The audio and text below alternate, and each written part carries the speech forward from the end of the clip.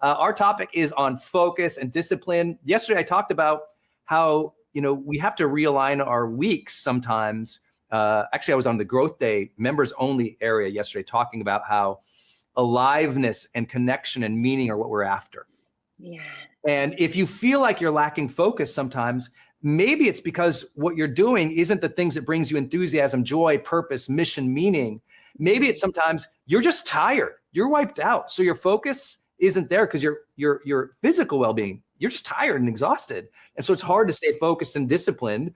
And also I shared yesterday, Jamie, on Instagram about how, sometimes the reason we're not focused and disciplined is because every time we try to do something, we speak so negatively of ourselves that of course the brain doesn't look forward to trying again, because every time we try again, we apply self-hate and negative speaking to ourselves.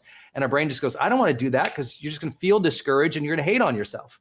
And so learning to focus and move forward with like positive affirmation for self, which you teach me a lot about, honestly, is helping people realize, oh, when I do that, I feel good when I get momentum. Of course I want to get momentum today. Of course I want to take action today, because when I do that, I honor and I respect myself. I get momentum. That feels good. It gives me more competency and capabilities. Okay, that feels good. So I feel like focus is not always just like, what do you do with your blocks of time? It's how are you speaking to yourself and treating yourself, and what are you really working towards? Because if you're treating yourself and speaking to yourself well, and you have that buoyant energy mentally and emotionally, spiritually, that comes from honoring self, and you're doing things that you really care about, focus and discipline get way easier. Yeah, that's so good. The words we say to ourselves about ourselves are like the most powerful words, right?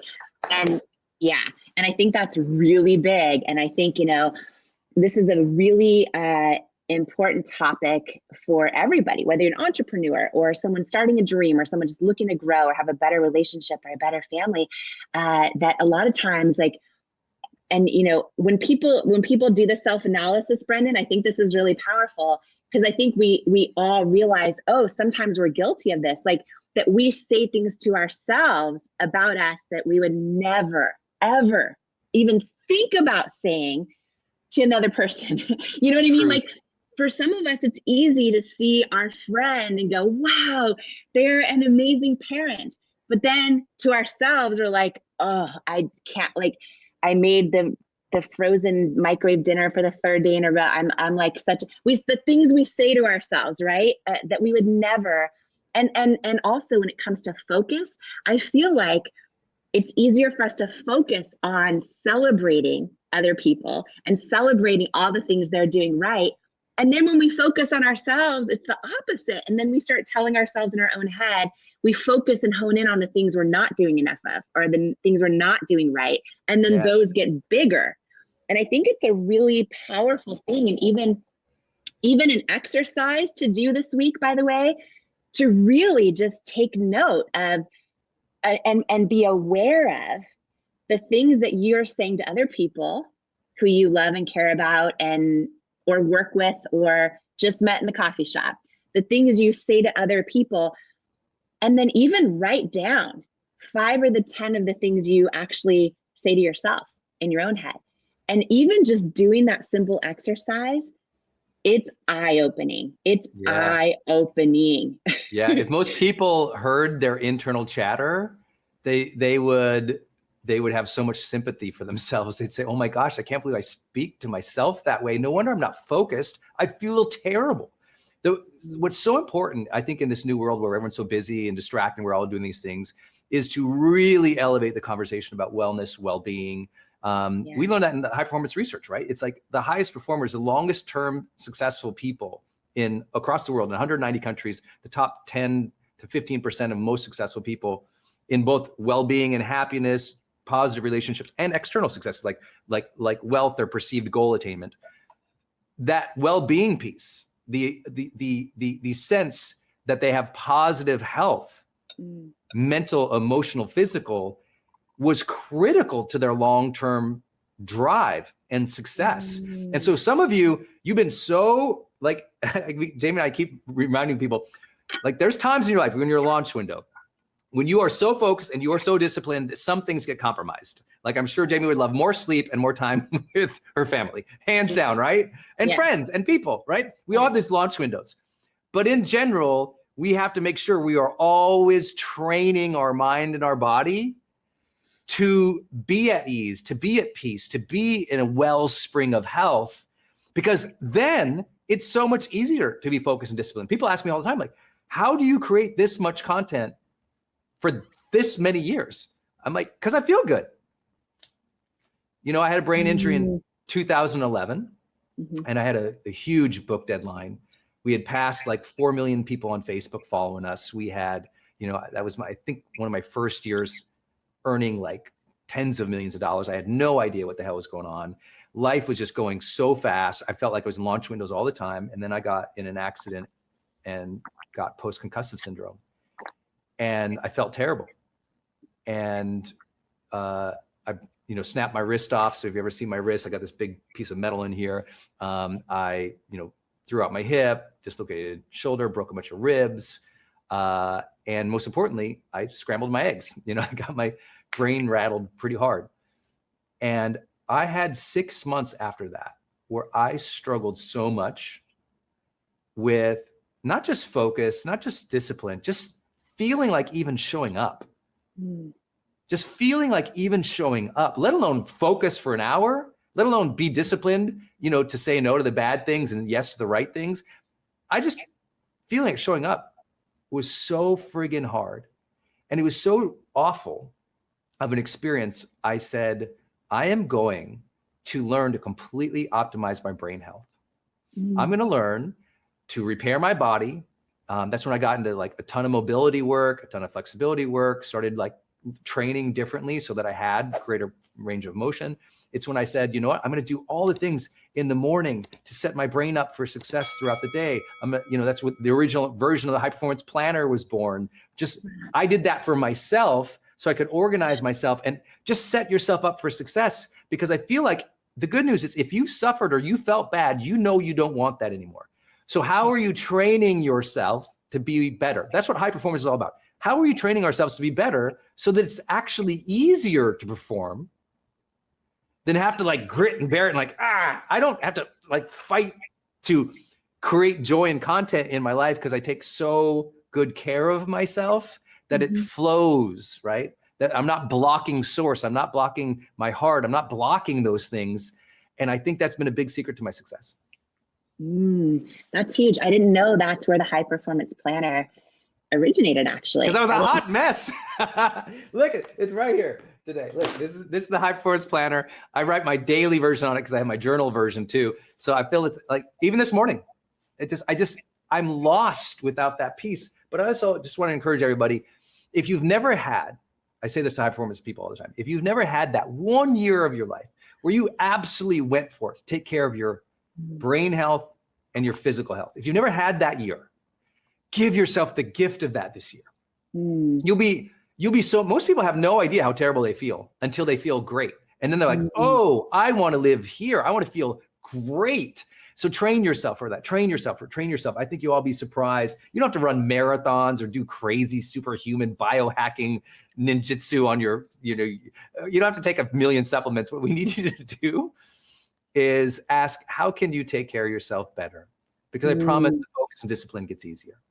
You know, that's so good. I see a lot of people in the comments too, talking about like one small step at a time, taking that step. And I think something you just said is huge because we're always typically so focused on goals with our career or our families or this or that. And you're kind of just saying like, when you feel so good, when you feel good and you feel the day, everything else is at a whole other level too, right? So it's like that foundational piece. And, you know, for me, that's a big thing coming up this year is focusing on health for a decade, building at cosmetics, building this company. But like Brendan, for the first 3 years of the business, I could never, I was in the season of rejection and setback where it was like 3 years of everyone saying no. And then by the time we started getting momentum and by the time we started growing, I almost couldn't believe the success was happening for a while, or that I was worthy of it, or that I deserved it, or that all of that imposter syndrome kicked over. And I was just driving myself so hard to the point of burnout for a number of years. And I always felt like I had to strike while the iron's hot. And the one thing that I look back on and wish I had done differently was I don't think you have to live in burnout or in that grind to actually have the kind of outcome that you want, right? This was about 14 or 15 years ago. So we're talking 2007, 2008, correct? Mm-hmm. In my opinion, Jamie Kern Lima is the reason why we have this real beauty movement. There always has to be the first person, and she was it. So when you look around the internet and social media and you see people doing naked faces, that was not something people did in 2007. It was all airbrush. It was all perfection. That was the beauty standard. There were no plus size or curvy models. That was not a thing back then. And so you've got a woman who is sitting in Seattle, who has no experience and no money, deciding that she is going to not only figure out how to create a makeup line for people who have issues with their skin, but that she's going to do something nobody has ever done, which is put real, normal people like you and me into her campaigns when she finally gets this figured out. And she's going to show people what her skin actually looks like in order to sell it. I mean, that was a revolutionary idea. She was the first. And I'm telling you this because you could be the first. You have something inside of you that is a problem, something that you can solve. And you could be the first to change the way that people think about an issue. And so, Jamie, let's pick up the story, because how do you go from this aha moment, like, oh my God, oh my God, oh my God, to doing something? Yes. Because I think some of us have aha moments, right? Yep. And then we don't do anything. Yes, because we doubt him. We doubt him. We think like, oh, someone's already done it. Yes. Or, oh, whatever. First of all, if you're out there right now and you think, oh, you have an idea or a way you want to show up in the world, or someone else you want to help, but you think, oh, someone's already done it. Literally, there's only one of you in the entire universe, which by definition means no one has ever done it the way you're going to do it. So when I launched this... Say that again, Jamie, for the people that are like, whoa, whoa, whoa, kids, calm down. Wait, Jamie just said something. I was doing my dishes. Say that again. Talk about the fact that this matters. This is huge, because I think the biggest reason we talk ourselves out of things is we think, oh, someone's already done it. Yes. Someone's already done it before, who must be smarter than me or more talented or more whatever it is than me. And what I have learned and then proven. And I want to tell you too about I'm going to get so excited, Mel, because when you do this thing, like, don't be shocked then when there's millions and millions of rejections and people don't get it, right? Because it's never been done before, right? Oh, yes. Because there's only one of you. There's only one of you doing it the way you're going to do it. But just to recap that, there is literally only one of you in the entire universe, right? And so if you are going to show up to this world authentic, that means whatever you do, if it's authentic to you, it's actually, by definition, it's never been done before, right? And so when you show up that way, don't be surprised if not everyone gets it right away. Or, in my case, all the experts I put on pedestals all said no, that this idea of how I wanted to connect with women, they thought it wouldn't work, and they thought I wouldn't therefore make them any money. But can I ask you a question real quick? How did you go from the aha Yes. to starting? So what did that look like? Like, because I think, like, if you're in this space where, let's just use an example. You've never actually, you don't know the first, you have this thing about catering that you just can't get it out of your head. You want to do these events, you've never actually done this, because you had never done anything with makeup. You had no idea what you were doing. Yep. You have an idea and you have an aha moment. Mm-hmm. What was the first thing that you did to start to make this real? So leaning on that, why I had to do it and why it felt like it was going to be part of my purpose was a big thing that helped me actually take the risk, quit my job. Wait, you quit your job because you had an aha moment? Yeah, it was deep. I was like, if I had What did it feel like? It felt like if I didn't do it, I would wake up the rest of my life with this pain in my gut, this longing knowing I was created for more. It felt like if I didn't do it, I would have the pain of regret. And if Mm, I did do it, I might have the pain of failure and maybe the pain of embarrassment and then maybe the pain of, oh, wow, that doesn't feel like it went how I thought it was. I knew it was this big risk. I yeah. knew I was leaving what I thought was my dream job. Why did you have to Um, quit your job? Just curious. it was literally from day one, I was all in. Like it was, I dove all in. I knew if I was going to do this, I needed to just go all in on it. And I started, I do not recommend this, but I started working like 100-hour weeks from the beginning. I was so freaking passionate about it. Like I couldn't stop thinking about what if I can actually figure this out? What if I can literally, because it became a So big did you have dream. any savings? Like, do you have a little bit of Very savings? little Because you didn't savings. pay yourself for the first 3 years that you did this. First 3 years. So basically, my husband and I wrote this business plan, right? Yep. Quit our jobs, dove all in our living room. We poured all of our savings into it. I thought, Mel, and this is for someone watching us right now. I know this. I thought if I can figure the product out, it's going to be huge. Right. And then I realized, like, oh, being an entrepreneur or launching a dream is not always that easy. We put every penny we had into it, and once we actually created a product, and we were scrappy. If you And want to how know did you how, create a product? Like, are you in your yeah. kitchen buying stuff at the grocery store, or how does this even work? Okay, so no, so first, I love that technology is right there, right? So researching how are makeup formulations made, who makes them, what are the FDA regulatory compliance, all the unsexy stuff I know nothing about. Just diving into the research phase of how does this happen, and then what I learned is that manufacturers are makeup companies' closest held secrets, right? Like closest held secrets. They won't disclose who they work with, but a Hmm. lot of these big manufacturers work with all the top brands that you see or a handful of them. Gotcha. So I started, So are you saying that all of the brands and top brands that you see are basically manufactured by a handful of companies? yes, Okay, handful of got it. companies, and then some do it in-house as well. Gotcha. So what I did was scrappy. I walked into a Sephora. I wrote down the name of every single brand in there, went home. I had no money, right? Cold call every single brand and saying like, "Oh, I'm looking for a really great manufacturer. Could you let me know who you manufacture?" And then they hang up on me. You know what I mean? One after another, after another, after another. And I got this really small brand in a totally different kind of positioning where the girl who answered said, "Oh, here's who we use. They're in New York City, blah, blah, blah." So that was my first manufacturer. Reached out to them, had a meeting in person, had no money, poured this idea out to them. They took a risk making me samples.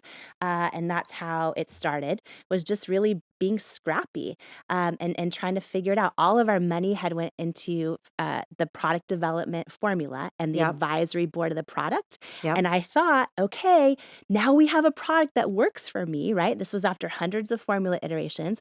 I thought that was going to be it. So is this like year 1 or year 2? Like, how long did this take? Yeah, it took a good first year to Okay. get that product. And then what I started doing was sending it to everyone I thought was just going to believe in me instantly. So I sent it to Sephora and Ulta Beauty and all the department stores and all of the online retailers, QVC, which is, live television shopping channel. And I thought, oh my gosh, this is going to be huge.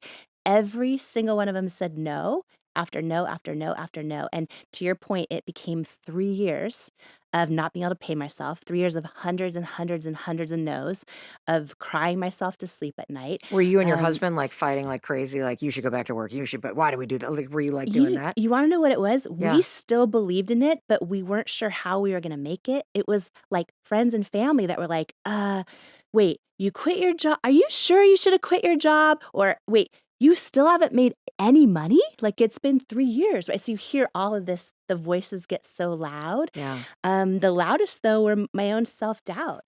Sometimes we take a chance and go for something because our gut is telling us to do it. And then all of a sudden you face all this opposition and you start to question, is my gut wrong? Is my knowing wrong? And there were so many times where I would literally get this another brutal no from, Sephora or QVC or whoever it was. And I would just literally cry myself to sleep. I would pray about it and be like, God, I feel like I'm supposed to be doing this, but nothing is going right. So let's just pause in that moment because I get a lot of questions from listeners who, because of the things that have happened in their past, Yeah. they don't know how to trust their intuition. Yeah. And I get a lot of questions about decision making and how to truly, in a situation like this, where you are burning through your entire life savings, Yeah. you have left your dream job, you have gotten no after no after no after no after no. How do you stay connected to your intuition in a Mhm. situation like that? Mhm. What tool do you have or what advice can you give to somebody who's having trouble hearing what the right decision is Mhm. in that kind of situation? Yeah. So I think that intuition is like a muscle that we build Mm-hmm. over time. And I think it's a lifelong journey that, to really learning how to hear it and to trust it. And one of the greatest tools I think is to think back to times in your life where maybe you had this gut feeling to do something and everyone around you said, don't do it. So you listen to them, you didn't trust yourself, and then think about what happened. Right. And then similarly, go back to a time where everyone was like, oh, no way, no way. And you're like, but I love him. I don't think he's lying. I think his phone really did break 5 times every weekend. He didn't disappear his phone. Like, right. Think about like that situation when everyone was telling you something and you didn't listen, or even your gut was telling you, right? And you didn't listen. And you think back to those times and you start to develop pattern recognition Mm. of how it felt in moments in your life when you trusted yourself or didn't, and what happened. And you get better attuned to what that feels like. So, What does it feel like for you I in both feel, situations? Like, can you describe what it feels like for you when you're like, yep, no, that's a no? And what yes. does it feel like for you when you're like, I'm sticking with this? Yeah. Often it's the tiniest of feelings in my gut, right? Some people describe it as like a still small voice. I pray about it. I ask God to give me the answers and I try to live the answers. Do you feel the answers that God gives you? Like, is that what happens for you when you do this? Like right now, when I look at you, right? Yeah. Like I know you're a beautiful soul, right? I just know it. You know it. You feel it. Like I feel like you have good, like you're good. You know what I mean? It's a Yeah. feeling, right?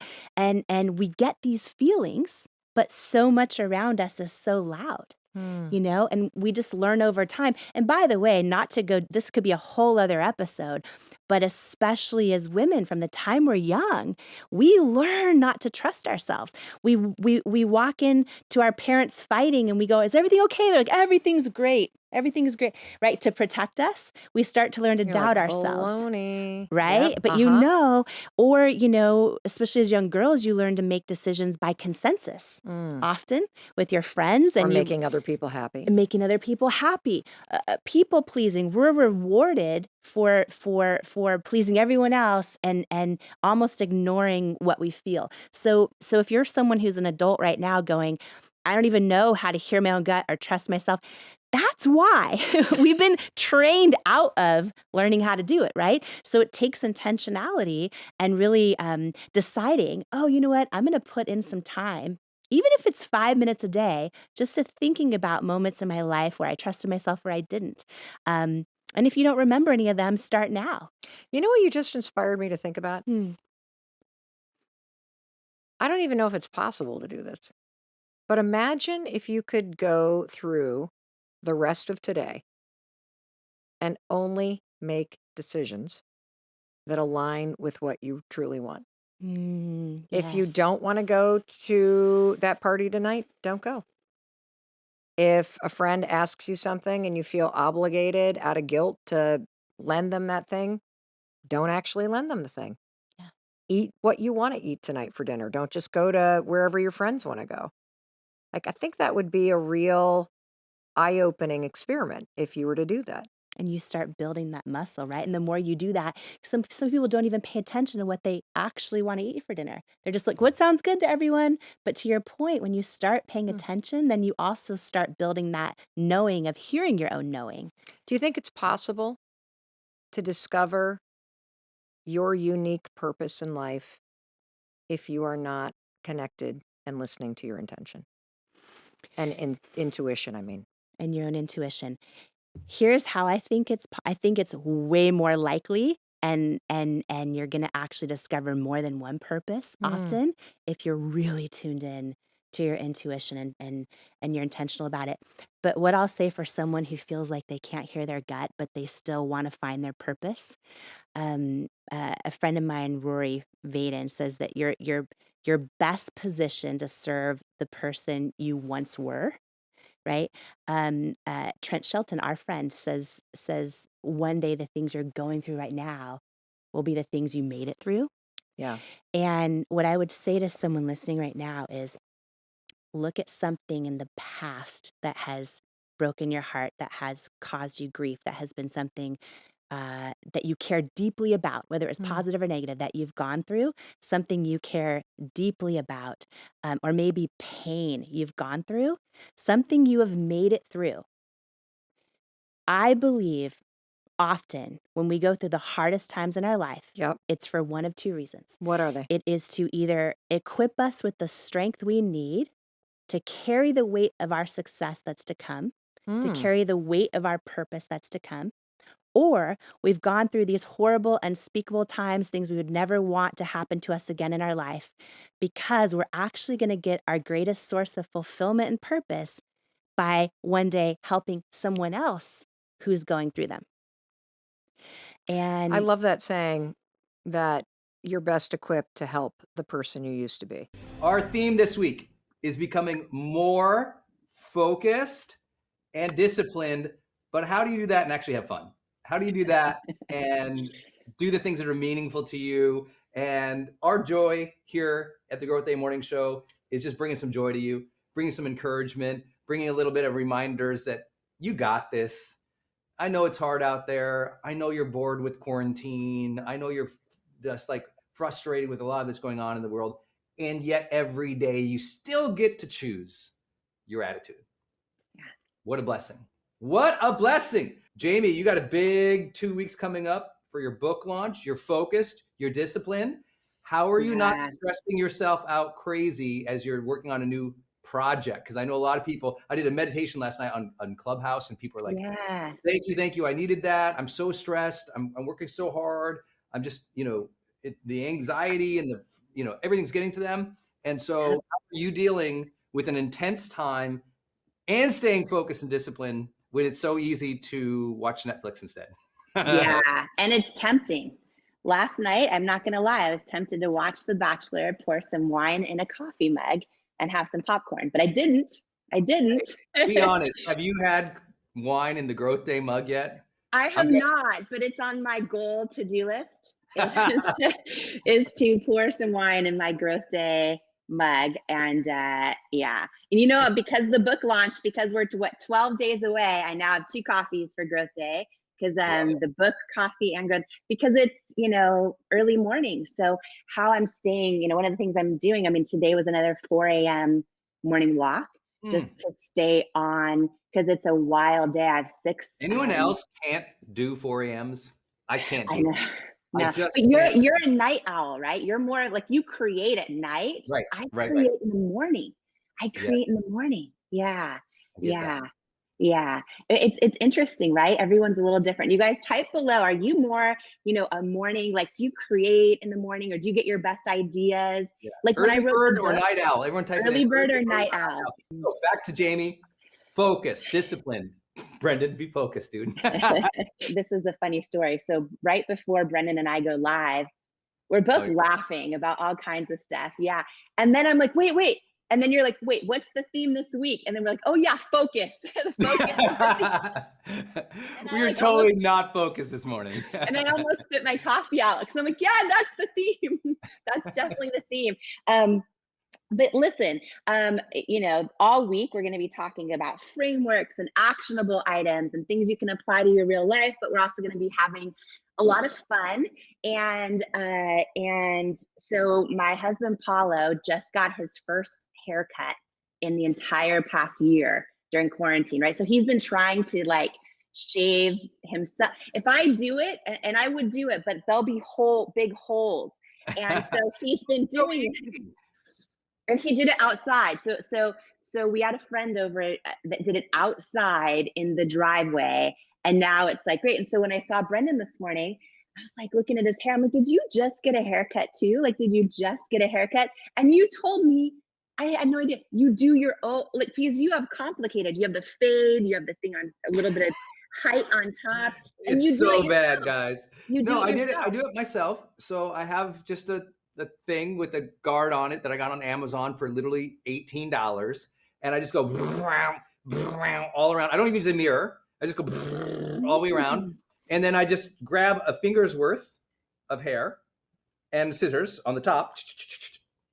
That's it. I mean, it definitely looks better on Instagram than in real life. It's pretty uneven. There it is. It's pretty uneven up there. But for straight on shots, just fine. It looks good. There's no holes anywhere that I've seen. Like there's no, when when you shave accidentally too close on the side, see people are laughing, right? They're saying, OMG, oh, exactly. Like I'm surprised more people don't cut their own hair. I mean, you can literally watch a YouTube tutorial, and I mean, here's my thing.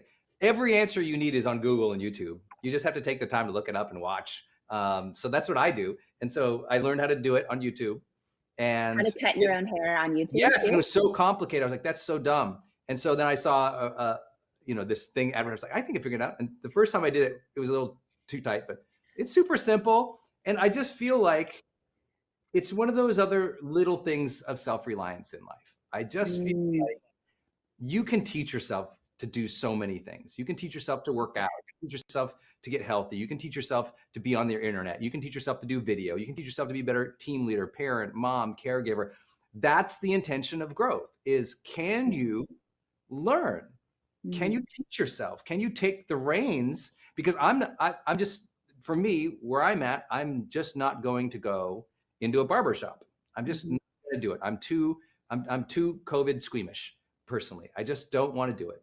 And I know that not everyone agrees with that, and they think I'm silly, and they're like, just double mask with your haircut, kid.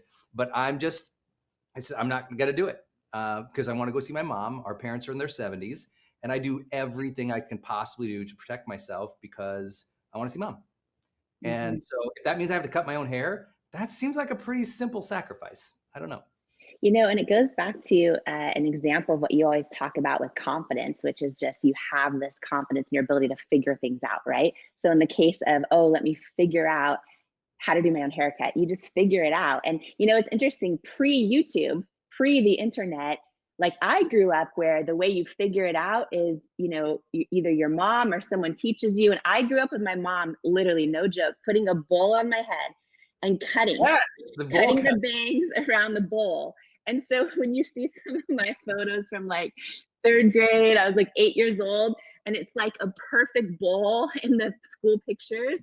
And then, do you guys remember this? Anyone else, by the way, ever use a bowl or have someone in their family use a bowl? Type in the comments if you've done this.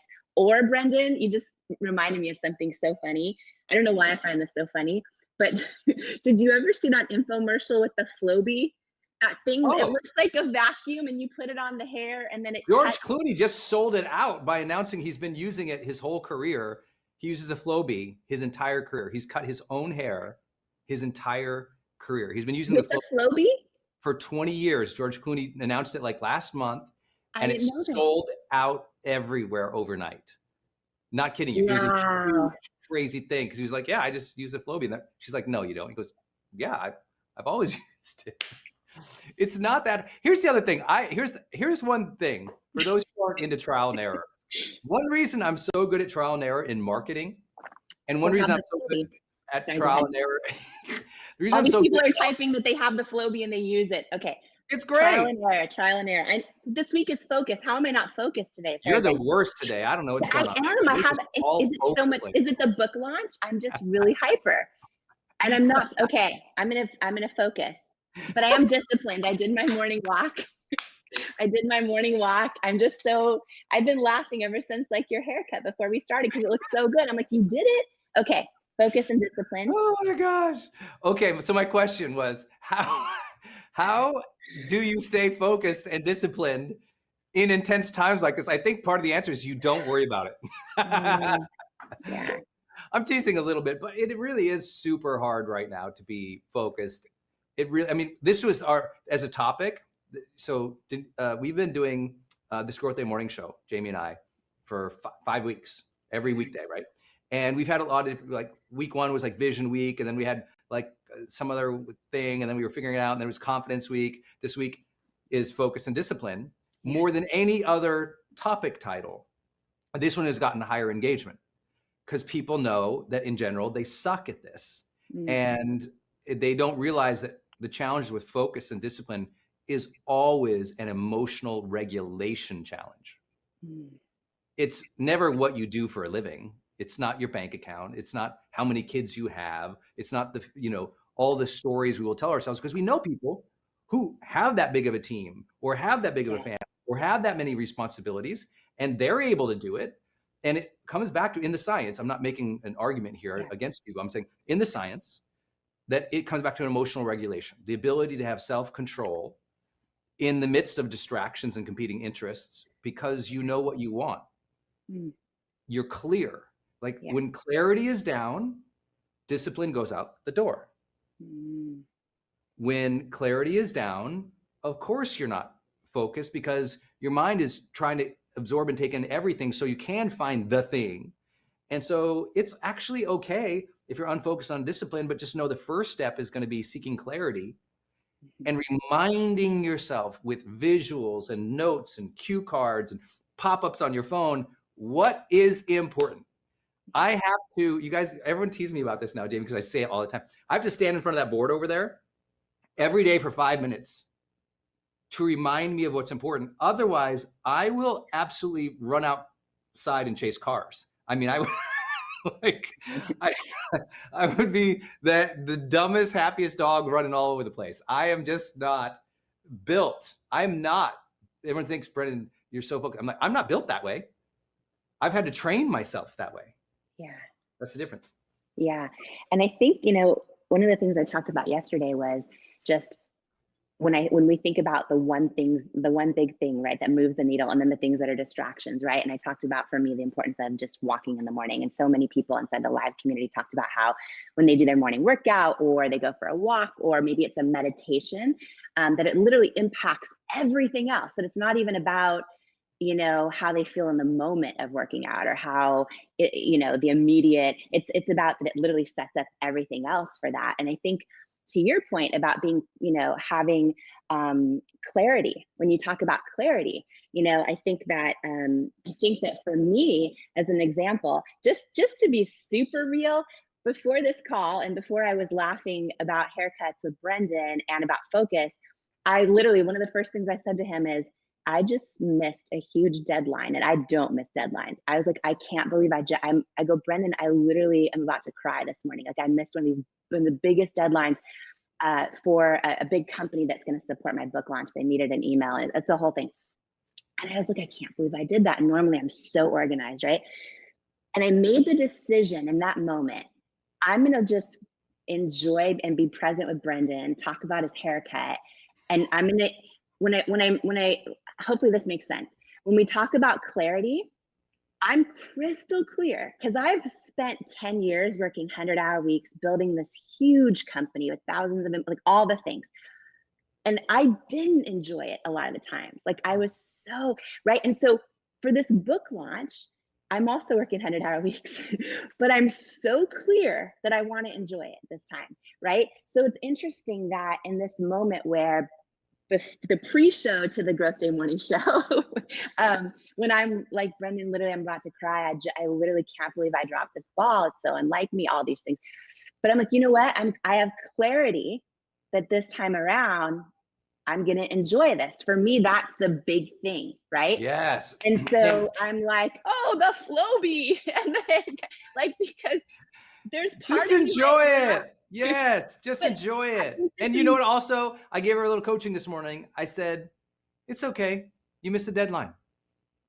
Most deadlines are arbitrary. And I'll just say that for the track record, people need to understand that. But also the mentality here, this will help, because it's probably the shift of her being able to enjoy things in her life versus where she couldn't before comes back to an unconscious catastrophic thinking, right? Missing a deadline, it's not catastrophic. You'll fix it. You'll get it done. But if it's, oh, the world's falling apart. Oh, I hate myself. Well, that's why people often don't enjoy the life. They're just like, everything is catastrophic. Everything's a big deal and a drama. I'm not saying this about you. I'm saying this about people in general who they make these little things that aren't even huge things without realizing, oh, you can improve. You can change it. Get it. You can still, okay. So you missed it by a day. Get it done. You like, there's so many, if I cried on every deadline I missed, I would cry on the hour every day of my life. The number of deadlines that I have built into my life, I would just be like, ah, but I miss a ton of them, a ton of deadlines. And people are like, you're the discipline guy. I'm like, yes, but I also run all these different companies, do all these different things. Inevitably, somebody put an arbitrary deadline on me and they'd prefer it then, but it's not real. Mm-hmm. If I miss it, I'll catch back up. I'll get back in it. I'm not flipping about other people's times and schedules. I just know I'll get there. It's cool. I don't flip out. Yeah, and something you just said that I think is huge in distinguishing discipline is you're not saying the big thing is through discipline I will hit every deadline. I feel like what you just said transcends that, and I think this is huge for everyone, especially people out there who are perfectionists or people out there who are dealing with stuff not going their way. And sometimes it's small things that we miss or mess up, and sometimes it's big things. But what you just said, what I heard is not, oh, because I'm mastering discipline, I'm going to hit every deadline. It's, oh, because I'm mastering discipline, I'm going to know how to keep focused with clarity and handle everything and be resilient when I don't hit deadlines. Right? Yes. It's the discipline and the clarity that transcends all that. When that's huge, because then we're not at the mercy of all these things that we're not doing perfectly, or balls we're dropping, or mistakes that happen, or things that aren't going well in our life. And sometimes they're out of our control, right? With setbacks so it's like the discipline isn't in just that. The discipline is how do we handle it all with clarity. That's huge. Yes. Yeah. It's like, think of this. When I think about like focus and discipline and that part of how much those two things hang on resilience, because you're going to be focused, you're going to break discipline. And if you pretend that's not going to happen, and every time you break focus or you break discipline, you hate yourself because you missed your morning routine, or you hate yourself because you missed this deadline, that self-hate gathers. And the more that guilt or that self-dislike for missing things, the more that gathers and you allow it to, the less resilience you're going to have over a period of time, because you're chipping away at your own confidence because you're so hard on yourself. And the more you're hard on yourself, the more you chip away at the confidence. So the only two things that you can do going in is, one, just make sure you have clear priorities and perspective. Yeah. I love those two words together, priorities and perspective, because you need perspective to have priorities. And when you have priorities, you need perspective when you miss them or have to reshuffle them. Like most of my week, I would say 20% of my week is reshuffling things. People are like, what? I'm like, oh yeah, 20% of my week is reshuffling things. Yeah. The good news is we learned in High Performance Habits, the research, 60% of my week is on the needle moving things, like the things that move the business forward, build reach and build revenue. Like these are like the things. Everything else is secondary for me as a CEO, because that's my job for the team, the company, you guys as an audience, for me to focus on these few specific needle movers. And that's what my encouragement would be today, is for everybody to write down what are the real needle movers that make you happy or give you progress, that you feel like, oh, by doing these things, I move forward the most. And if you can just give 60% of your time to those each week, we know, at least from the research, that that's your odds of reaching long-term success and being happy about it. That's right there. And then it's just about, I love what Jamie said, she's being present when she's in here, having the perspective to know, okay, I'm here now. I can't deal with those other things right now. The perspective is, I'm going to be present with this. There's big things, there's this thing, and just not blowing things out of proportion. I think that's one reason people lack focus and discipline, they beat themselves up so many times, they actually hurt their confidence, which hurts their discipline. I don't know if that makes sense. Yeah, and this is so good. I think, right now we are in the middle, we're approaching the middle of February, which is wild, right? Crazy. There are so many people that are part of the Growth Day community and that are just hopping into this Growth Day morning show going, who are these two people? What's going on? Hi, guys. It's Brendan and Jamie. We're live Monday through Friday, 7:30 Pacific, every single weekday, where we all come together to boost joy and inspiration and share and community. And but I think, Brendan, that a lot of people, I think this is really big what we're talking about, in the sense of a lot of people have gotten to mid-February and they started the year off strong, right? Thinking, okay, a lot of people start, or maybe they started the month off strong, right? And they think, here's my big goals, my, all the things. And then when they start missing them, they don't give themselves grace, exactly what you're talking about. And then they think, oh, okay, I'm starting over next month, or I'm starting over next week, or I'm starting the diet next Monday, or all the things. But when we start focusing on the thing we missed, the thing that we didn't have our focus on, the thing that the ball we draw, all those things, and it may even be New Year's goals and New Year's resolutions and all of those things, I feel like we're letting the circumstances of those determine like a way bigger space in our daily life and in our own mindset than it needs to be, if we're able to then transcend them. And I just want to go back to it one more time, because I even think for people new to your community, they might see you as someone with a high performance planner, and every little thing is, you talk about schedule and timing and laying it all out and having it planned, right? So I think it might be easy for somebody to think, oh, that's the key to success. And I think this is huge, because I think a lot of people probably share this in the comments and share this with me, this idea that, oh, I've let missing those things, or dropping the balls of my New Year's resolution, or falling off the wagon in something, or this or that, kind of take over, or take a bigger space in my own mindset of I've failed, or Yes. I, am not doing this enough, or well enough, or that enough, or, oh, I've lost focus, so screw it, and I'll figure that goal out later. But no, it's how do you handle it when that happens is the discipline. Just to go back to that one more time, and you sharing this is huge, because I know you as a friend in real life.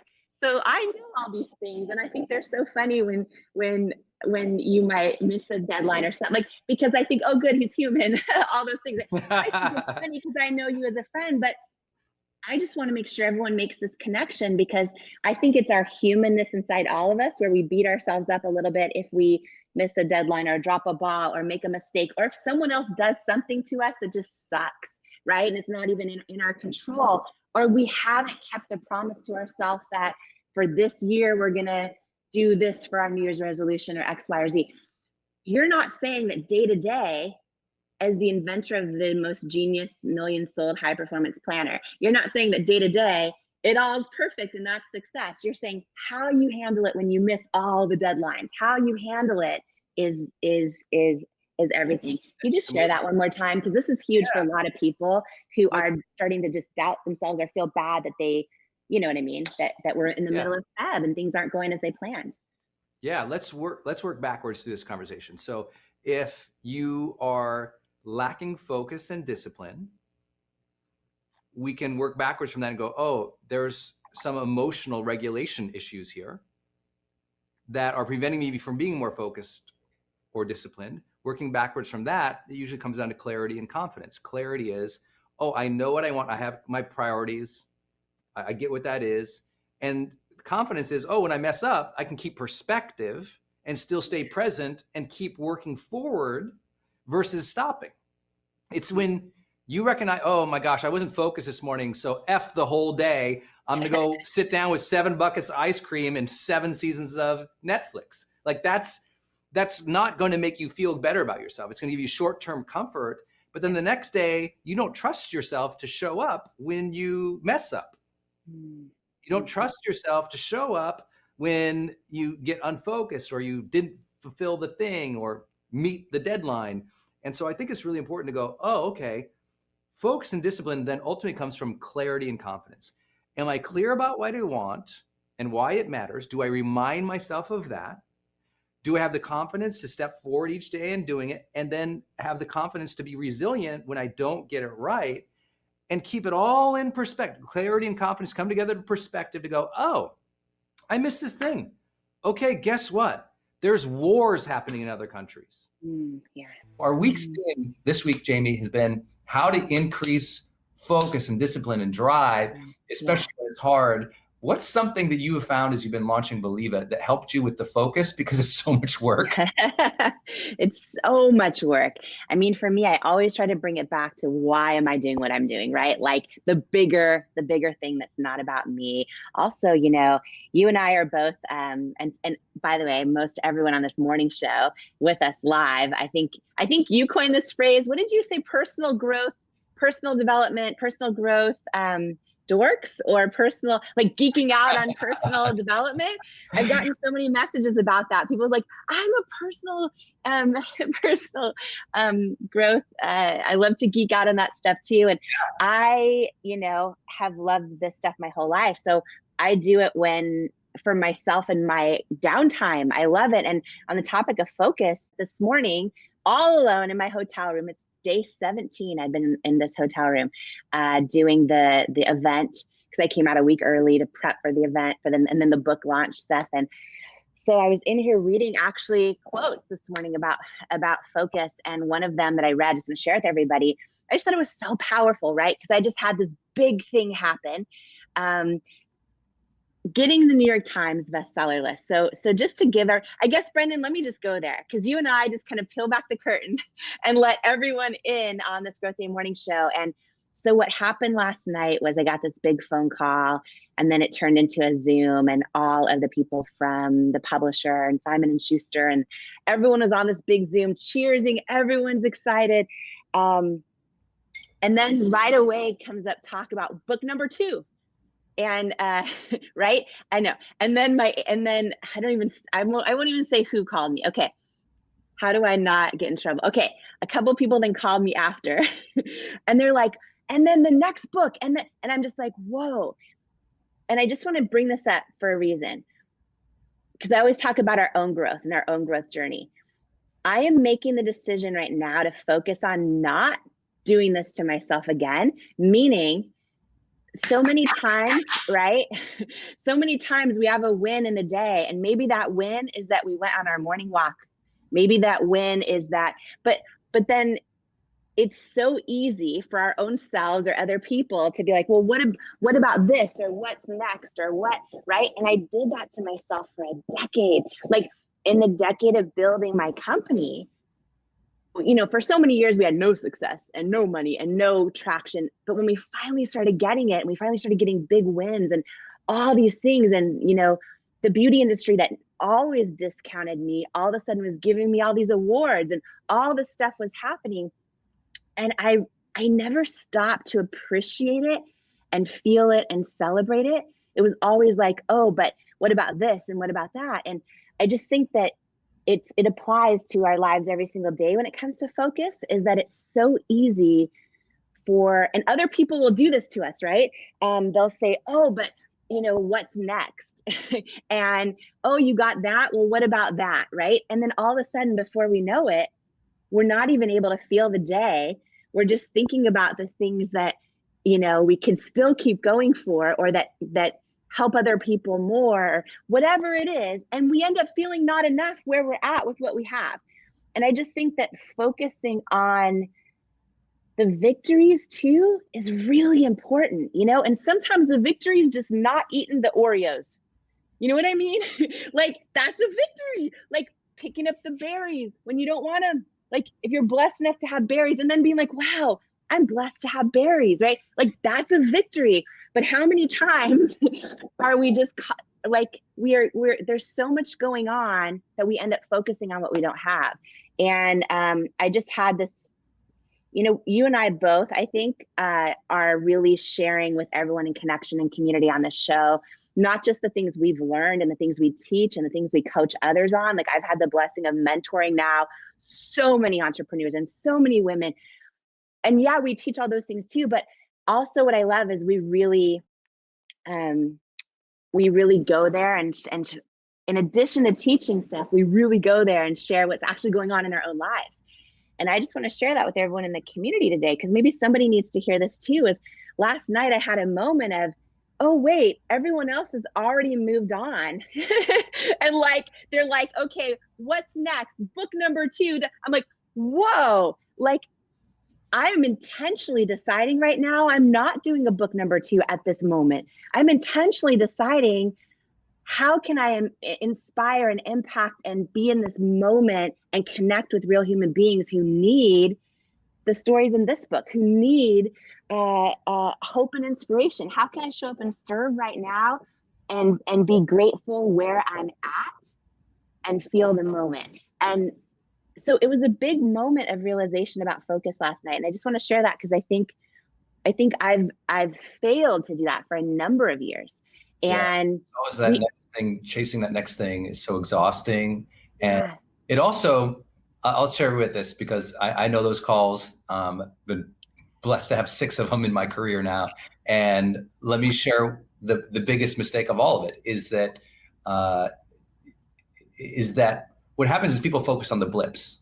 They're like, oh, I got this thing. I mentored one woman one time who she got on the Today Show, and everyone in her life was like, oh my God, you got on Today Show. You did it. Yes, celebrate victory today. And she's like, that's an appearance. That's a start. She was focused on the mission. So the show was the blip, right? Everyone sees the blip, celebrates the victory, celebrates the blip. But to make something real, you have to choose in your life, okay, am I going to focus on those little blips and that's done, that's completion, next thing, next product, next thing, or am I going to make a blockbuster? That's the thing. The thing about focus too is it's not just about not going on the next thing because it feels terrible, which it does, and going on the next thing too fast because you don't get to celebrate it. It's also, if you just bounce from project to project to project, you never take anything deep. It doesn't form roots. It doesn't become a thing ingrained in people's lives. It's like Apple didn't need to make 4,000 products. It was like, we're gonna make 5 and we're gonna dominate with these 5. It's like, we're gonna stick to the things and spend time on them to cultivate them, to grow them. Books are like that. Yeah, I'm still promoting High Performance Habits. It came out 3.5 years ago. And it's still selling equally as good because I still perpetuate the book and I tell the story in the emails and in our Facebook groups and everything. I think it's, if you've got something and it's working, sometimes it's like, let's double down on that. Let's grow that. Let's make that the thing instead of, oh, let's go plant 7 more fields right now.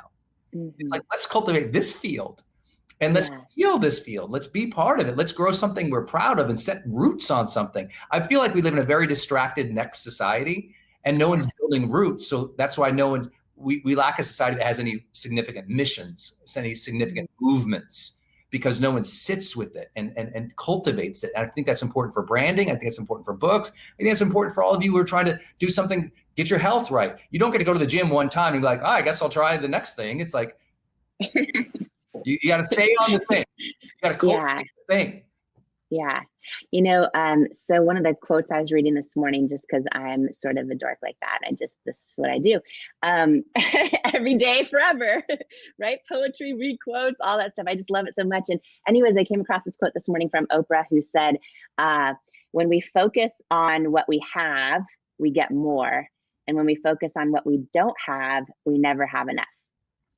And I just thought it was so powerful too around this idea of focus. You know what I mean? For this week when I read it this morning, because it is so easy. It is so easy to focus on what we don't have yet or what isn't, all those or things. What we haven't done yet or achieved yet. Yeah, absolutely. And then you never achieve enough. You never have enough. You never, right? And someone like her, who from the outside seems to have everything, her whole thing is when you focus on what you have more. And I think that is just such a powerful thing. She's because an example for that. Yeah. She Yeah. did a show Yeah. for 20 years. She didn't do a million things. She did a show for 20 years. Like, that's Yeah. unbelievable discipline and dedication. Yeah. Yeah. I also think, on the topic of focus, I wanted to jump in something today that I think people will resonate with, which was for this idea of focusing on what you have and focusing on what you have achieved. I think one great way to look at it too is sometimes when you're just going really strong, and you don't feel the day, you don't feel victory, you don't feel, in alignment, or the things are going, perfectly. I just remind you one great thing. Everyone goes, yeah, I need more focus. And I say, well, what are you focusing on? What is the discipline you are building?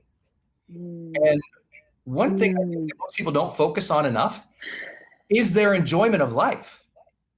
Like, you have to build in moments throughout the day to feel the day. You have to build in moments throughout the day, even when everything else is in chaos or not perfect, to still experience life and feel the day.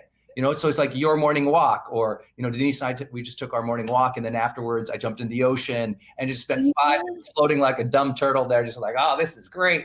And just Today? Yeah. Even though I have, 400 emails I get personally today that none of my 200 plus team members can answer. So the 400 that come to me every day, and the 78 SMS texts I get every day. So 80 texts a day, 400 emails a day for a decade. I don't wake up in the morning like, oh my God, I got to get to those. I don't go throughout the day. I'm like, oh my God, I'm in lack because I haven't responded to all of those, and I don't have inbox 0. I'm like, okay, what's important? I want to make sure that even though I have tasks, even though I have lots of things to do, am I focused and disciplined throughout the day to enjoy little moments? Sometimes that's like, hey, go pet the cat. Sometimes that's take your walk. Sometimes that's your gym time. That is your lifetime. Sometimes it's your reading with your book and your green tea. Sometimes it's, calling your mama. Sometimes, whatever it is, if you don't build those in, the email, the text, the social media, the distractions from everybody else throwing their mission and their thing at you eats you alive. And all of a sudden you're not in the ocean, or all of a sudden you're not calling your mama, or all of a sudden you're not in the gym. And it's easy to let other things encroach. And so what I wanted to share today was like, hey, make sure that as you're hustling, you're all grit and you're working so hard, please make sure your focus and discipline is also to make sure you build life into each day. Building it all for, unless you're able to have more freedom each day and have more fulfillment each day. What's all the hustle and the grit and all that stuff for? If at some point you're not going to be a point where you enjoy the day more, but what if you could teach yourself now to enjoy the day as if you had what you needed? I think that is what I learned a lot from Taoism is, can I enjoy the day as if I already had everything? Can I enjoy the day as if I already was worth it? As if I already was in that state of bliss. Like if the bank account was full, the kids were all, dressed and clothed and happy. Like everybody was happy with you, and you had all sorts of Shangri-La moments in your life. Could you not just create that right now? Could you not create that 3 or 4 times throughout the day?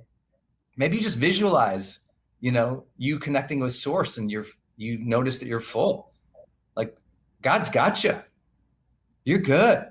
Like, God made you unique and beautiful and strong and still here and gave you breath this morning.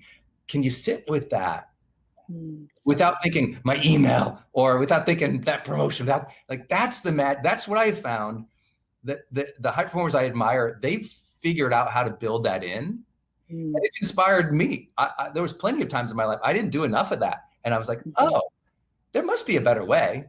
Because going weeks without feeling life, or months without taking a breath, that's not life. Like, why? So I love that Jamie's been talking very openly. She's been doing great this time around, even though she's worked harder than any of us will ever know. I think it's important to see us trying. Okay, yeah. See it trying. We all have lots to go, and we have lots to do, and we built billion-dollar businesses. The question is, can we still find those moments of sanity and joy in life within the moment? So many things you just said are so powerful, but I think, well, first of all, just going way back, People are like, oh, I lack focus, but what are you focusing on? Right. And I think like a lot of people don't even know that answer. They don't even know that answer. I think that's so profound. Just that. And then also something you just said that's so powerful is like the idea of scheduling in, feeling the day and feeling alive and enjoying the day. I think that is big. No one thinks to schedule those things in. They only think to schedule in all the things that take them away from from feeling the day, right? And then their whole thing is packed. And one more thing, the idea of, can you live as if everything is, okay? I think that's huge, because if we don't figure out how to do that now, there's those famous words that you accomplish a big thing, you finally get that, but it never changes anything because you take you with you, right? Yeah. Right? You take you with you, no matter what ends up happening, no matter how full your bank account gets, no matter what book you write or what job you get or what victory your kids have or whatever it is, you still take you with you, right? Those famous words. And so getting you right, so important, right? From where we're at right now, I think that's so huge. I think that's really huge. So huge. And I'll give it a last metaphor and example for people. I've been coaching a lot of CEOs over the last decade of my life. And I worked with one CEO I remember went in, who I learned this, I kind of learned that in corporate America, you know what people fear in corporate America? An empty calendar. They're terrified. If they have a spot on their calendar, they feel guilty, like, oh, I need to fill that with a meeting. And so, yes, I'll take every meeting you throw by me. They feel like they just have to be, they feel like productivity is every block of time scheduled in some meeting with some people. And I was coaching this one executive one time, and we looked at his calendar. It was the first thing I do with the client. I want to see their calendar. I want to see their last 6 months of a calendar. It tells me so much. And it was just, meeting. And I just looked at it. And this is the first day meeting this executive. And I looked at the calendar, I go, you're secretly miserable inside, aren't you? And I don't think anyone had ever said that. And he was like, what? And I said, there's not a moment in here from 6 a.m. to 8 p.m. that's not scheduled. And I'm the schedule yourself. I'm the high performance planner guy. Yeah, you are. I love scheduling, but it's blocks of time that show clear progress towards the needle moving activities that matter. Most people can wipe out half the meetings in their week with absolutely no impact whatsoever on their performance or their productivity in the work. Half the meetings, half. And so this guy, we had to cut out 90%. And that made the business better. It made him happier. It made his teams happier because you didn't have a grumpy bear there all day. Suddenly it was like, oh, now there's a creative force back in. And so I feel like some of you've scheduled yourself and the kids and the projects and the dreams 24/7, but there's no take a walk at the park. There's no read a book. There's no meditate. There's no gym. There's no like life outside of those things. And there will never be life outside of those things until you build them in. Like everyone says, what should I focus on? I'm like, have you ever focused on creating lots of blocks of free time? I mean, where's the block of free time that you've been focused on building? I just feel like if we're going to focus on anything, let's focus on building a great life, or to the extent that we can. Because yes, we got to make the money and we got to launch the projects and we got to do the work. But could we focus on building a greater lifestyle? No matter what your income is, no matter how young the kids are, no matter how much the business is growing or how many team, could you still just give a few minutes or even hour a week thinking of how to build more goodness into your life? I think that's worth the focus. And I've learned people don't focus on that. They're focused on everything else, but building life into life. I would love to hear just a little bit of the story between nobody believes me, everybody hates my brand, and $1.9 billion to L'Oreal. Like something in there happened. Something went right. Could you kind of talk about how and when you finally caught traction and what that little season was like? So we, no after no after no after no after no. And I had entered us in this big beauty competition. It's like this, it's called CEW Beauty Awards, and it's in New York City. And it was, there's 6. So imagine this huge, like exhibition center. Sure. And there were 6,000 women walking the floor that are part of this organization, and all the beauty companies from around the world are all there. And it's once a year, and you get a 3-foot booth, right? And all the big products that launch all year long, all these companies enter their product in an award. The hope of being there is that all the 6,000 women walking the floors vote your product to win one of the awards. In my case, that would have meant like, oh, maybe some of the stores will take me in, or maybe I'll get press. And so we're down to like literally almost no money left. And I had entered this competition a while back, entered this annual thing. So I'm there, I'm at my 3-foot table. You're not allowed to leave your 3-foot table, and you're supposed to just demonstrate your product over and over and over for all of the people walking by. So I'm there, and all of a sudden I see QVC has this giant booth there in person. I had never met anyone in person, right? Okay. And they've been telling me no for 3 years. Alan Burke says you're not the right fit, all that. And I'm like, oh my gosh, if I can just like sneak away and meet someone, maybe that will help, right? And I'm sitting there like kind of disassociating myself from what's actually happening. So all these women are walking by, and I'm like talking about the product, and I'm not paying attention. I'm really just focused on how can I get to that QVC booth without getting kicked out, because you're not allowed to. Sure. So I'm like praying for the right words. I'm praying for the right timing. I keep trying to sneak away, and then the buyers are mobbed over there. So then I go back to my booth, and eventually I get over there. I talked to a buyer at QVC. She knew who I was based on not me, but the company name, because she'd gotten a million samples over the years. And I was like, I think your customers would love our product. I just pour my heart out to her. She gave me her card and said, let's set up a meeting sometime. And I thanked her. I went back to my booth. Now, in that moment, I thought, does she really mean it? Yeah. Is this just a courtesy? Like, here's my card. Totally. So I'm back there now at my booth, continuing demonstrating the product over and over as our concealer by Under Eye.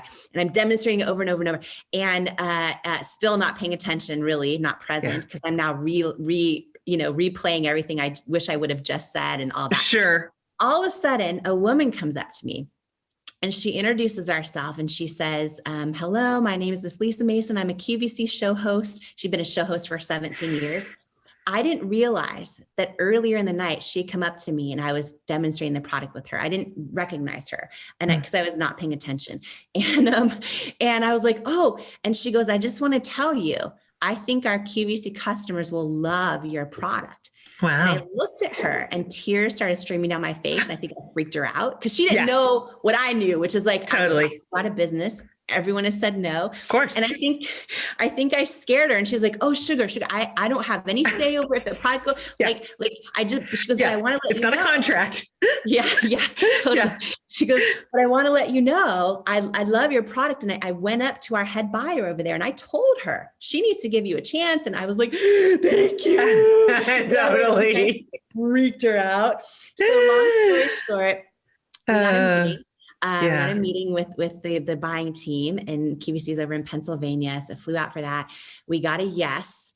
But here's what it meant. And this part of the story, by the way, probably the biggest life lesson, business lesson I learned in the whole journey. We got a yes. And what it meant was we got one shot to go on QVC Live in this 10-minute segment. And we either had to hit their sales goal or not come back. And here's the context, right? We're doing, 2 to 3 orders a day on our website. Yeah. I learned that to hit their sales goal in that 10-minute window, we have to sell over 6,000 units of our product. Over 6,000 units. And then I learned that the offer is a consignment offer. So what that meant was I wasn't going to get paid for the product yet. I had to figure out how to pay for, manufacture, ship in over 6,000 units of our concealer. And then if it didn't sell, I would have to take it all back and pay for it, right?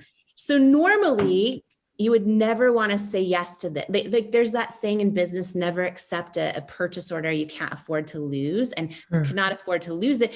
But we also, at this point, it was hundreds of no's. And it was like, okay, well, we can do it this way and go bankrupt, or we're probably going to go out of business anyway. It was that moment. Yeah. So we decided to say yes. Then we had to figure out how to pay for the inventory. So it was over 20 banks said no for an SBA loan. This tiny bank in California gave us an SBA loan just for the amount to cover just the inventory for that one QVC purchase order.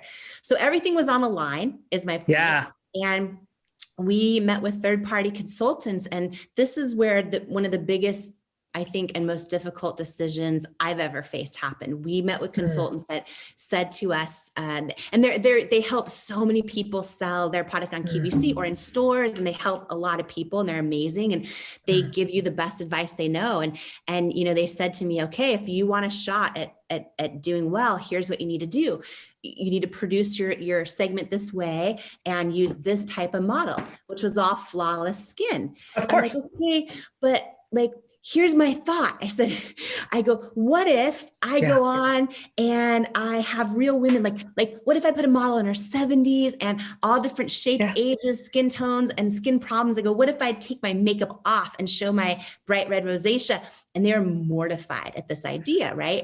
And they're saying like, and we would argue about it, because I'd say like, here's the thing, when we talk about intuition, my intuition said like, here's the thing, if I'm sitting at home watching someone show a product and I don't see someone that looks like me, totally, how do I know it's going to work for me? Right. And I was like, this doesn't make sense that you have one age and one skin tone and flawless skin. This doesn't, but they were giving me the best advice they knew. They wanted me to win. So I was in this spot, right? Like so many of us get in this spot in life where our gut's telling us one thing, and then experts are telling us another. Yeah. And I flew out to QVC a week before this one big shot, and I got this rental car, and I every single day for a week, Jen, I sat in this rental car right out front of the QVC building. It's this huge campus, and I just watched people walk in and out of the front door, and I sat there and prayed and cried and like went through all these scenarios in my head, right? Because I was like, okay, like, because there was so much pressure. I knew the next time I walked through those doors, I was going to walk out either bankrupt or, with my whole life changed. Totally. Like no in between. Yeah. And I just thought like, okay. And there were moments like, I know you can't fake authenticity. I know that. I know viewers are smart. I knew intuitively that the only way to succeed was to fully show up, and with that authentic mission and why I was doing what I was doing. But oftentimes, like, we know the right thing to do, but it's also the hardest thing to do. And so there were moments in that car where I struggled with doubting my own gut. Like I thought thoughts like, okay, well, if I try it their way and then maybe it works, sure, right, eventually I'll try it my way. And I just remember this moment in the car where I was like, okay, it was like this big epiphany moment where I was trying to imagine who my customer was and who is going to be watching, because QVC is live television shopping channel, but it's live to 100 million homes. And I had this moment in the car where I was like, I kept imagining, for whatever reason, a single mom in Nebraska folding laundry who was so busy that she forgot she mattered and forgot she was beautiful. And I was like, I would rather have her turn on if she's going to bless me with 3 seconds of her precious time, I would rather have her turn on the television, see me showing real people that look like her and calling them beautiful and meaning it, even if she bought nothing. Like, I'd rather do that than sell a crap load of product and stand for nothing. And so like, I knew what I had to do, and I remember, walking in the door of QVC, and I remember walking in the studio. Oh, and by the way, I learned that you're not even guaranteed your 10 minutes. Like, if I went live and all of a sudden it's not going well, and we're like a minute or two into the presentation, you might see your clock jump from 8 minutes left down to 1 minute left, like that.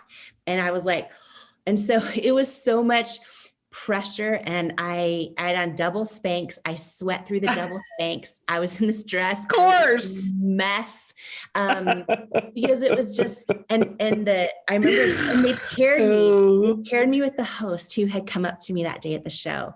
Yeah. And so, thank God, because I was a mess. And I remember the camera went on and I was shaking. Like I was trying to do this demonstration on my wrist with with like you're shaking. Yeah. My whole wrist was like Scooby-Doo when he sees a ghost, and she like grabbed my hand and she's like, "Thank you, sugar." And she took over, and they pulled my bare face. I'll never forget my bare face, bright red before shot. On national TV. And I remember going to the models. I didn't know how it was going, but I knew I wasn't cut yet. Yeah. And I remember going to the models, like all ages and shapes and sizes and skin tones and skin challenges, and calling them beautiful and meaning it. And we got down to the last, because remember, by this point, there were amazing makeup artist brands that are phenomenal. And then there was a lot of other beauty brands, but no one was going on and just saying like, here's my skin challenges and they're beautiful. Yeah. And if you want to, have your, products that help you look like yourself, in your natural skin, this works. And like, it was a totally different thing than what had been being done. And I remember we had about a minute left in the presentation, and I heard the host say like, the tan shade's almost gone, the deep shade's almost sold out. And I was like freaking out. And then right at the 10-minute mark, this giant sold out sign came up across the screen. I start sobbing on national TV, and then they cut from me and go to like Dyson vacuum or something. And my husband came running through the double doors of the QVC studios, and I'm like sobbing, and I'm like, real women have spoken. He's like, we're not going bankrupt. And I was like, ah. And that one airing turned into 5 that year, right? So this is that in between space of hundreds of no's so that one airing turned into 5 that year and 101 the next year. And then we did over, and still do, over 250 live shows a year. And within, I think it was 4 years, we built the biggest beauty brand in QVC's history. And I only share that because it was years of them saying no, and not just no, but you're not the right fit. A firm no. Like we've really thought it through. We've all discussed it. It's unanimous. It's a hard no. It's a hard no. Yeah, totally. Yes, you are not the right fit, which really just sounds like someone saying you're not enough over and over and over. Right. And but then to have such success in the exact same space is so special. I mean, that is so incredible. That is such a great story. That is so then what? Like you're telling this great story. I'm just like listening, like you're like I'm at story time. We eventually got a yes from every single place that had said no. And some of them happened shortly after our QVC success. Others, like in the case of Sephora, took a total of 6 years of no's to eventually get a yes. And so then we kept building and building. And, I had this whole dream of trying to shift the definition of beauty in the beauty industry. And so I was like, we've got to go global. And so out of this office that we finally made it out of our living room. We were in a townhouse. And then we made it out of there and got an actual office space. And then we started growing and we grew to over 1,000 employees and started launching international. Like I couldn't believe my own success for a while. And I thought at any moment it may come crashing down. So I was working 100-hour weeks for years. And I realized like I got to the point where I was addicted to work and we had tried to have kids for a decade and I was having miscarriages and all of these things were going on where my husband and I realized like when he would call me, I thought it was a work call when I'd see his name on my phone. Like it was to the point where work was our whole world. And so part of, I think, learning to trust yourself is also learning when to not trust yourself. And we realized, right, that I didn't trust myself to not keep working the way my parents did growing up, frankly. And then I wanted to try and change history for myself personally. And so that was also part of the reason where I'm like, you know what, I think we need to sell the business or partner with someone. We thought about going public, but in that case, you're still running it as well. And it's kind of all on you. And So it was a big, so we started taking, when I had that realization, we started taking meetings with L'Oreal, and then they weren't interested for a long time. It was 3 years of them saying no to a potential partnership. And back to the rejection is God's protection. By the time they did want a partnership, so did a lot of other people. Yeah. So it was this moment where all of a sudden L'Oreal wanted to buy the company, and so did a lot of others. And so all of a sudden the price was so much higher than what it would have been. Yeah. And it was kind of like the stars aligned, and so that was 2016. We decided to partner with them, and then I stayed on. They made me their first woman to hold a CEO title in their 100+ year history of any brand. Oh, I didn't know that. Wow. Yeah, it was and it was kind of a real cool experience. And everyone there is like in couture, head to toe, and all the right handbags, all the right stuff. And in the early years, so in the 3 years they were saying no to us, I would feel like, should I wear cooler clothes to these meetings? Sure. But what I realized is, because we stayed true to who we were, like I never started, like I was always just maybe odd Who you are compared to who I am, compared to their culture. But by year 3 of our meetings, part of why, because we stayed authentic to who we were, because we didn't fit in, we were different than the 40 other brands they own. And so because of that, we had created something so valuable. You know what I mean? And I think absolutely. You hear your authenticity is your superpower. And in this case, it was in every way, shape, and form. Like, had we ever start changing who we were to listen to all the advice from the stores telling us no, or even some of the advice from L'Oreal over the years and the meetings that ended with no, if we had made those changes that didn't feel authentic to us, we probably never would have been purchased by them for that much. And we probably never would have built a company that lasted. Do you know what's so funny about that? As you're telling that story, I have such a clear memory, because when I was, let's see, honestly, I think I was 22. I might've been 23. I went for the very first time. I don't even know if you know what this is. It's kind of in a bygone era, but there was this huge conference that traveled around, a Christian conference called Women of Faith. I don't know if you ever heard of that or went to it, but it was like an arena conference, like an arena tour. And I'd never heard of it. And well, I'd never heard of it because I think that year was its first or second year. But anyway, it came to the town that I was in.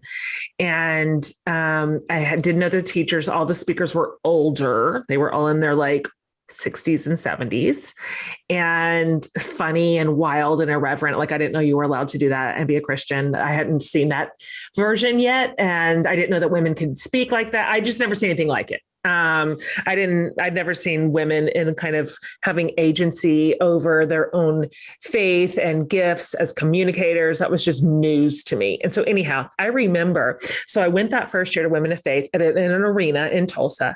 And then 2 years later, I went to another arena. And I remember sitting, I was like way up in the nosebleeds, and I'm 24 maybe at that point. And I remember where I was sitting, like to what angle I was facing the stage, when I just had this very clear thought, like, I think that I am going to be on the stage with those women, which was an absurd thing to think, and absolutely absurd. I mean, I was a teacher. I taught fourth grade. I had never even I'd never been in adult work. I worked with 10-year-olds, and then inside marriage, I worked with students. And so at our church, I didn't even know women. Anyhow, it was so clear and persistent. It just hung on for years. And then, 8 years later, I surprisingly to myself even move into this space as a writer and as a communicator, and then ultimately as a teacher and speaker. And so in 2015, their event, and so I'd seen them back in 1996. So in 2015, the organizers of the event got in touch with me and said, it's the farewell tour. It's the last year of Women of Faith. It had been like 20-year run. And we would love for you to join the tour for its last leg of the race. And I just remember sitting there going, what in the world? I mean, I remember remember that thought from 20 years earlier that didn't even make sense. It didn't even have a home. I didn't even have a board to Velcro it to. Like I wasn't even in that world. I didn't even know about it. And so I love listening to your story, and it's giving me such like nostalgia in my own heart for sometimes the ways that if we're still enough and quiet enough, if we'll listen and trust it, there's a knowing that we are given maybe 20 years before we need it. Maybe 20 years before it's even going to ever come to fruition. And yet there it is. And thank you for including that part of your story. Thank you for saying that. Thank you for alluding to it over and over in this interview. Ladies and gentlemen, rock this house and welcome to the stage, Jamie Kern Lima! Jamie Kern Lima!